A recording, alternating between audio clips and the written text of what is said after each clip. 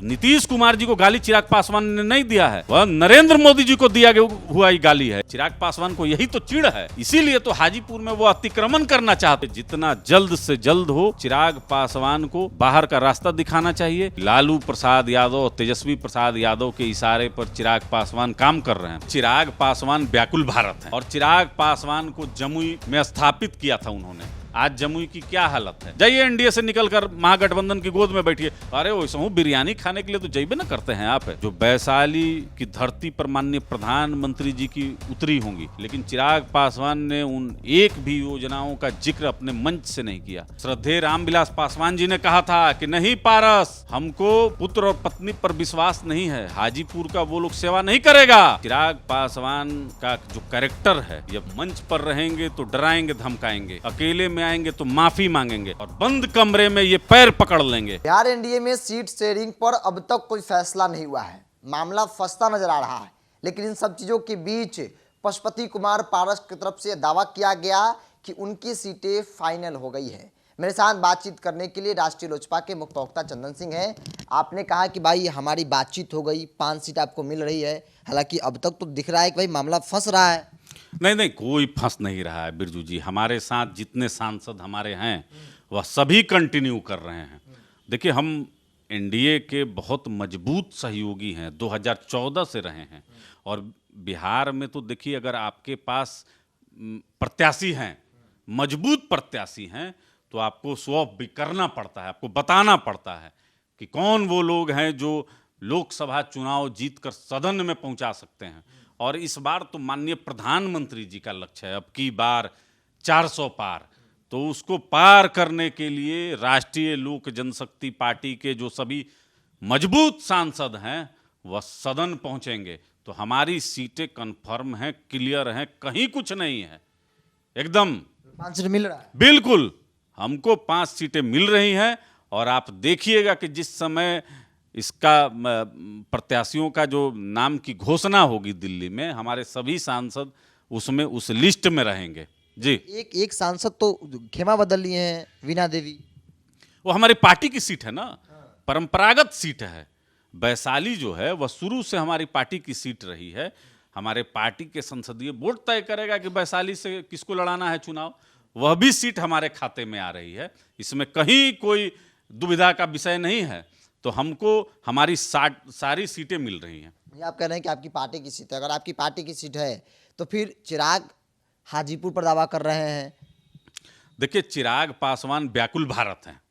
अब उनको याद ही नहीं है कि स्वर्गीय रामविलास पासवान जी अपने जीवित रहते अपने छोटे भाई भरत समान पशुपति कुमार पारस जी को अपना राजनीतिक विरासत सौंप कर वहां से दिवंगत हुए थे। और चिराग पासवान को जमुई में स्थापित किया था उन्होंने। आज जमुई की क्या हालत है। आज जो गांव को उन्होंने गोद में लिया वह भी जो है कि गोद से नीचे नहीं उतर पाया है, बटिया। और वहां पर तो सुनते हैं कि चापाकल भी नहीं है, कि गरीब जनता पानी पिए, सड़क का बहुत वहां जर्जर स्थिति है। तो इसीलिए ना भाग रहे हैं कि हाजीपुर से हमको कोई कह दे कि पिता का विरासत है। पिताजी ने तो विरासत अपने छोटे भाई अनुज पशुपति कुमार पारस जी को सौंप कर गए। और उन्होंने कहा था, बिरजू जी, मैं एक बात को पुनः दोहराता हूं कि स्वर्गीय रामविलास पासवान जी से उन जीवित जब थे तब पशुपति कुमार पारस जी ने कहा था कि भैया, मैं तो बिहार सरकार में मंत्री हूं, पशुपालन मंत्री, आप चिराग पासवान को या उनकी माता जी को चुनाव लड़वाइए। तब श्रद्धेय रामविलास पासवान जी ने कहा था कि नहीं पारस, हमको पुत्र और पत्नी पर विश्वास नहीं है, हाजीपुर का वो लोग सेवा नहीं करेगा। क्योंकि 12 जनपद में जब हाजीपुर की जनता के लिए रेस्ट हाउस बना हुआ था, जो गरीब लोग एम्स में दिखाते थे, वहां अपना चूल्हा चौका रखते थे, बनाते थे, खाते थे, उसको भी चिराग पासवान ने तुड़वा दिया पारस। इसलिए हमको विश्वास नहीं है। तो तुम ही संभाल सकते हो कि 77 से तुम सेवा करते आ रहे हो। मरनी हरनी से लेकर हर कार्य प्रयोजन में तुम्हारी उपस्थिति हाजीपुर में रहती है, तो तुम ही सेवा कर सकते हो। इसीलिए इनको राजनीतिक उत्तराधिकारी बनाए स्वर्गीय रामविलास पासवान। अब इसी बात का इनको चिढ़ है, चूंकि जितने भी पासवान समाज से और दलित समाज से लोग हैं बिहार में और देश में, वह अपना नेता आदरणीय पशुपति कुमार पारस को मानते हैं। चिराग पासवान को यही तो चिढ़ है, इसीलिए तो हाजीपुर में वो अतिक्रमण करना चाहते हैं। पासवान नेता मानता है पशुपति कुमार पारस को? अरे संपूर्ण पासवान जो समाज है वह अपना इकलौता नेता आदरणीय पशुपति कुमार पारस को मानता है।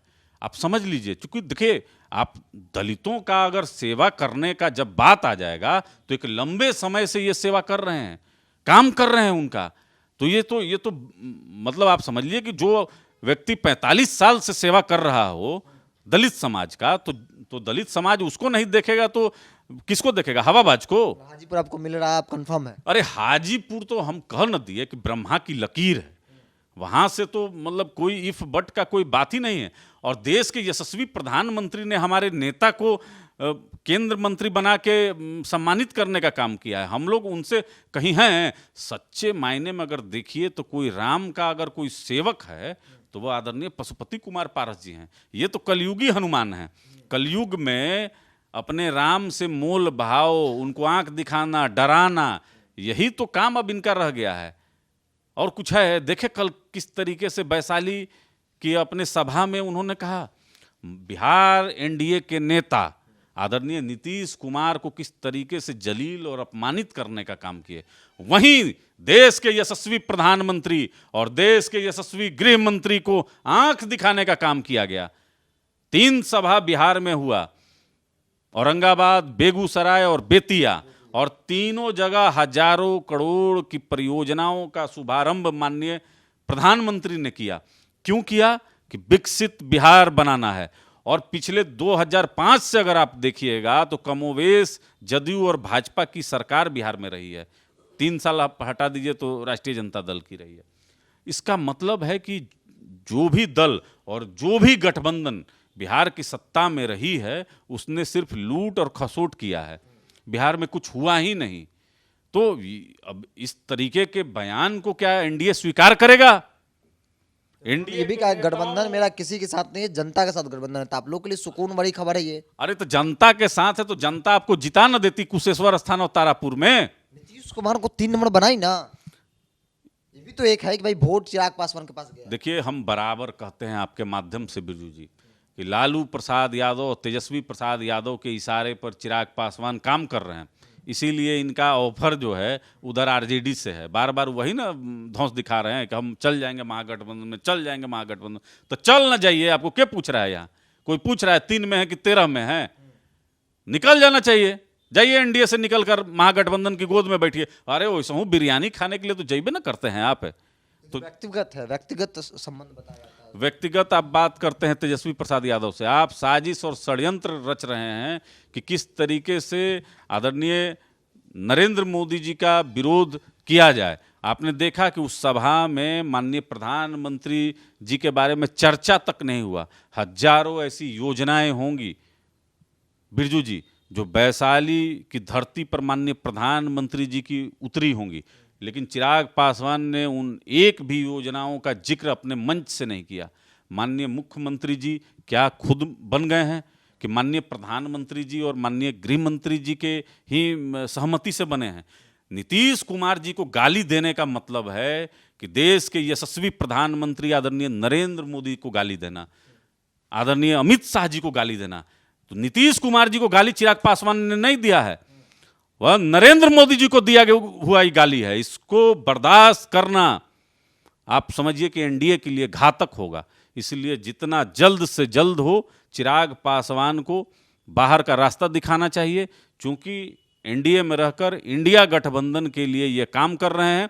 और आप देख लीजिएगा कि बिहार की सभी सीटों पर ये अपने डमी कैंडिडेट को खड़ा करेंगे जो भारतीय जनता पार्टी, एनडीए और जदयू का वोट को जो काटने का काम करेगा। नहीं, कल के बयान के बाद ऐसा कहा जा रहा है कि अगर चिराग पासवान एनडीए से बाहर हो जाते हैं, जैसा कि उन्होंने कल कहा भाई किसी से गठबंधन हमारा नहीं है, तो फिर पशुपति कुमार पारस के लिए स्पेस पूरा मिल जाएगा, उनके लिए सुकून भरी खबरें होगी। वो चाह रहे हैं, खुश हैं कि भाई चले जाइए। अरे हम तो अभी भी डंके की चोट पर हैं। हम तो 2014 से माननीय प्रधानमंत्री जी के साथ हैं। इसमें कहीं कोई दो राय है क्या कि माननीय प्रधानमंत्री जी के साथ आदरणीय पशुपति कुमार पारस जी नहीं हैं? 2014 से हम इस गठबंधन के खिलाफ कहीं गए क्या, बिहार या बिहार के बाहर? क्या अभी राजस्थान और मध्य प्रदेश में चिराग पासवान भारतीय जनता पार्टी के सीटों पर जाकर चुनाव नहीं लड़े? क्या राघोपुर में तेजस्वी प्रसाद यादव के पक्ष में जाकर अपना उम्मीदवार नहीं दिए? ये तो सबके सामने है। ये छद्मवेशी नेता हैं जो गठबंधन में एक दीमक की तरह जो है कि गठबंधन को कमजोर करने का प्रयास कर रहे हैं। हम तो कहें ना कि चिराग पासवान का जो कैरेक्टर है, ये मंच पर रहेंगे तो डराएंगे धमकाएंगे, अकेले में आएंगे तो माफ़ी मांगेंगे, और बंद कमरे में ये पैर पकड़ लेंगे। तो मैं तो दावे के साथ आपको कहता हूं कि जब भी मौका लगेगा या नीतीश कुमार जी का पैर पकड़ने में जरा सा भी देर नहीं करेंगे। लेकिन इन पर विश्वास नहीं किया जा सकता है। पूर्व में जो इनके द्वारा जो किए हुए काम हैं वह एनडीए को नुकसान पहुंचाने वाले रहे हैं, और भविष्य में भी चिराग पासवान का जो इशारा है वह है कि एनडीए को नुकसान पहुंचाया कैसे जाए। चलिए, कल के बयान के बाद अब पशुपति कुमार पारस की तरफ से मांग किया जा रहा है एनडीए के बड़े नेताओं से कि चिराग पासवान को एनडीए से बाहर कर दिया जाए। ये एनडीए के लिए सही नहीं है। ये एनडीए में रहकर इंडिया गठबंधन के लिए फील्डिंग कर रहे हैं, आरजेडी के लिए कर रहे हैं, लालू प्रसाद यादव के इशारे पर काम कर रहे हैं। सहयोगी अजय के साथ बिरजू सिंह, पटना।